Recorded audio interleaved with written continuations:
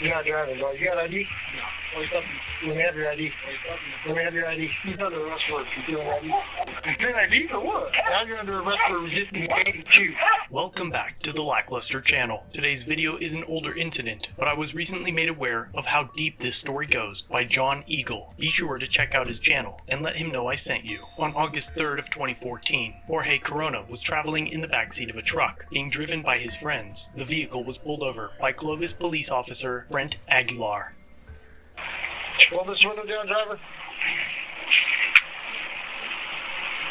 Roll the window down. You're backwards. Roll the back window down, please. Yeah. I'm talking to you, bro. You have your license, registration, insurance with you, ma'am? A moment passes while the driver tries to locate the requested documents. During that time, Mr. Corona requests of the officer the reason that they were stopped, which causes the officer to focus on him. What are you talking about? You're not driving, bro. You got ID? No. What are you talking about? Let me have your ID. What are you talking about? Let me have your ID. What are you talking about? I'm going to ask you one more time. I'll place you under arrest. Let me have your ID. What? Step out, car. As we've covered numerous times on this channel, a passenger, unless suspected of a crime or civil infraction, does not have to identify themselves to an officer during a traffic stop. However, Mr. Corona's refusal causes the officer to ask him to step out of the vehicle, and in the Supreme Court case of Pennsylvania v. Mims, the court noted that if you are detained already for a lawful traffic stop, that asking you to exit the vehicle is a minimal and reasonable intrusion of your freedom. The court came to the same conclusion for passengers in Maryland v. Wilson, and Mr. Corona complied with the officer's orders, stepping out of the truck as requested. What are you talking about? It's car. Turn off this car. What are you talking about? Your hands on the back. Your hands on the back. Your hands on the back. What are you talking about? Yes, I do. You're not driving, bro. He's under arrest for concealing ID. Concealing ID for what? ID?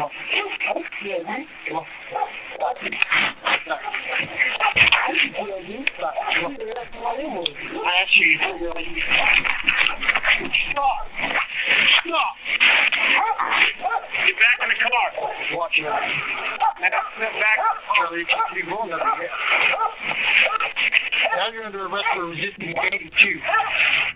We already know that the arrest of Mr. Corona was unlawful, but to make matters worse, when Officer Aguilar throws Mr. Corona to the ground with his hands cuffed behind his back, there is nothing to stop his fall, and the impact with the ground breaks his cheekbone. And though the backup officer, Travis Loomis, arrived after the unlawful arrest, he still stood by and did nothing as Officer Aguilar violently assaults Mr. Corona. The district attorney's office dismissed the concealing identity charge, and a jury later acquitted Mr. Corona of the charge against him for resisting, evading, or obstructing an officer. Mr. Corona later sued both officers, as well as the city of Clovis and the Clovis Police Department, during which Officer Brent Aguilar was denied qualified immunity. The department stood by their officer, keeping him on duty, and by July of 2019, he was named in a total of 4 lawsuits, with allegations ranging from excessive force, the wrongful death of a car thief, the inappropriate release of a canine on a man, and wrongful arrest. And amidst all these lawsuits, Officer Aguilar was allowed to resign. It does not appear that he will face any criminal charges, and despite the lengths that the Clovis Police Department goes to post information about critical incidents involving aggravated assault, battery, and other violent crimes, there's not a single mention of Officer Aguilar's transgressions. As always, let me know what you think in the comments down below, and be sure to check out the links in the comments and description to find John Eagle's channel. If you head over there, be sure to let him know that I sent you. Thanks for watching. If you have a video